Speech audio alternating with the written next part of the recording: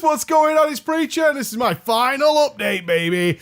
We did it. 5 days dedicated to the completion of this goal. Now, they weren't 5 back-to-back days. Thank God. I would have actually, like, hated World of Warcraft in all ways. But we did get it done in the 5 days. Pretty much. Like, the only things that are left, we've capped everything. That's all done and dusted. Even the couple of characters that I didn't need particularly to cap, because Andy already had them capped. I got them capped, so we can all use my account, and account sharing can kiss my ass and all that kind of stuff. There's a couple of things that aren't quite finished, but they're just very easy. They're like super close to do. So it's like ticking over the class hall stuff and getting a little bit more AP. As you can imagine, with the ones that we had to cap, which were the Rogue, the Paladin, the Druid, and the Warlock, they have way lower artifact knowledge than everything else, which means getting their 36 traits is going to be a cut and like another round of stuff to do, which is going to take 3 days for all the emissaries to build up and all that kind of stuff. Then I can whiz through there. So, whew, we're ready with 725 to start raid running them now and getting the gear all up to snuff. I want to get about 890-ish on every character, so that should be a reasonable jump-off point for most of the player base. It's not too high as to be absurd and not relevant to everybody, but it's not too low that if you were playing that character, you'd be able to get there. So let's answer a couple of questions as we get into this. Why are we doing the guides? Honestly, it was the people that convinced me. I've told this story a number of times, but it was the people that convinced me, particularly at BlizzCon.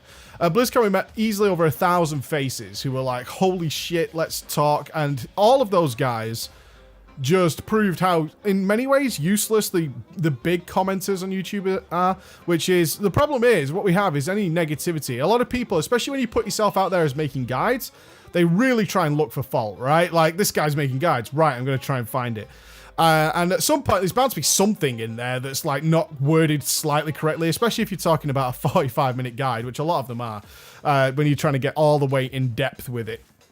There's bound to be some wording in there that's slightly wrong, even if it doesn't actually affect anything.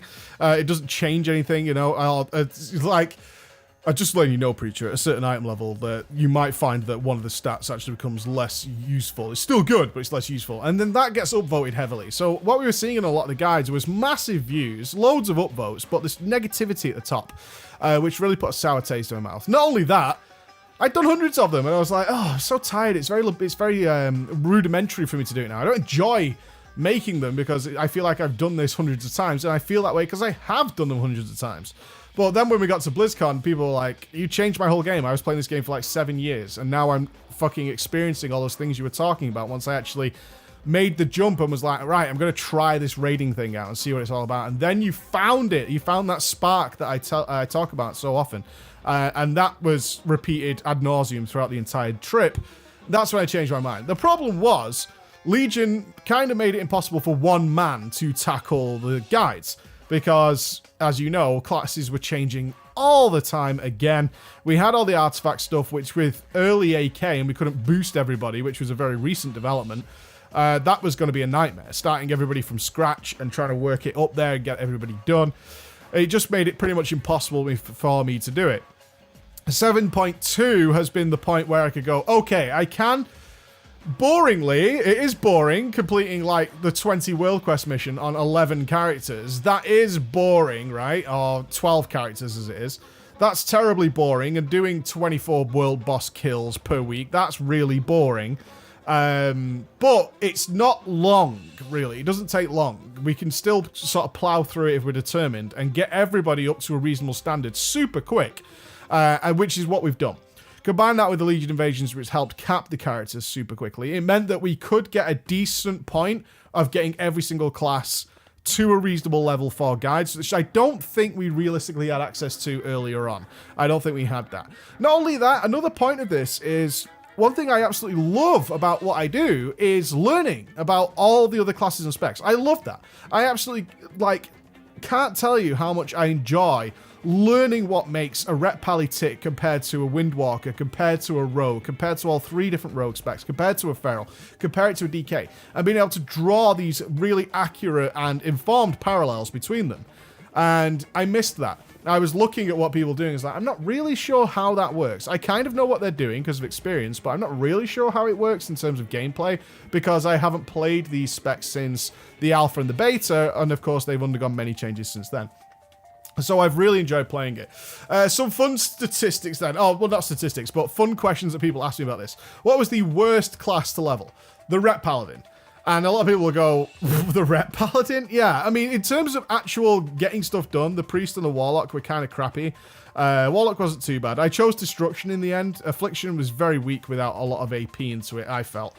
But Destruction was just kind of raw. Chaos Bolting and Havocing things down was really so simplistic. And it made it so much more interesting.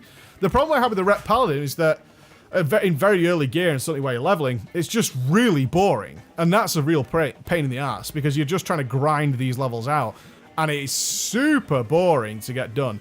So I was really struggled to get the Paladin there. Even when I only had 2 levels to get, I think through Invasions I got him to 108. But getting those last 2 felt like such a chore. Really did drag out the experience to the point where I just needed to take a break, come back, and then kind of power through it. In comparison, I'm talking here in comparison to the other specs. That was the Rep Paladin was easily the worst. Whereas as soon as I capped and getting stuff done, and actually like plowing through world quests, getting everybody up to date, starting the AP stuff, bobbing down to the Broken Shore, it definitely fell to the Priest still won the rank of just being super irritating. Until I hit like 830 item level, playing my Priest was just a pain in the ass. An absolute pain in the ass. A shadow. But we got over that, and that was pretty good. Everything else was fine. Everything else was fine. The ones I had the most fun with, I've got to say, probably the Druid, mixing Feral and Balance in there and seeing Balance develop into something it could do. Despite the spec still being a little sterile, I would say a little sterile in comparison to some of the other casters. Also draws into question that I think I'm going to explore a little bit more, is we complain heavily about RNG. My Frost Mage is hugely susceptible to RNG, as are several other specs in the game right now. However, then switching from a very heavy RNG spec like my Frost Mage over to something that's more sterile and predictable, like a Balance Druid, the Balance Druid felt super boring. So there's pros and cons to both those. It's not black and white. It's not a case of RNG bad, predictability good. I don't think that's the case in terms of a personal player experience at all. I actually think there's merit. I'm changing my mind on the RNG suffrage, despite how frustrating it can be sometimes, compared to it just being utterly predictable in all ways, especially when you're doing something like Progress. If you're doing like, I think we just killed Mythic Gul'dan, and that was 100 and odd pulls to get that down. Like, doing that 100 times on a class that is extremely static, I imagine is actually much more boring.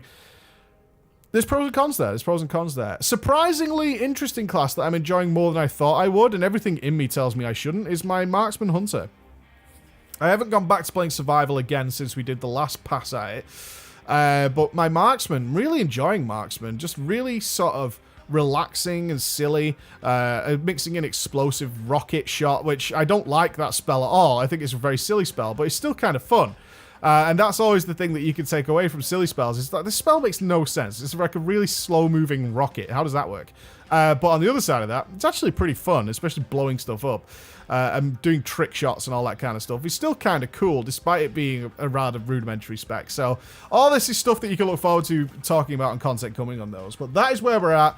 I'm pretty much done. Just some mop-up to do to finish everything off. And then it's all raid runs, baby. Trying them all out and learning them as much as possible. Investing some time into getting into the nitty-gritty before I present them to you guys. And, of course, jumping on the PTR and testing out the changes as and when they come in. Thank you so much, guys. I'll see you again.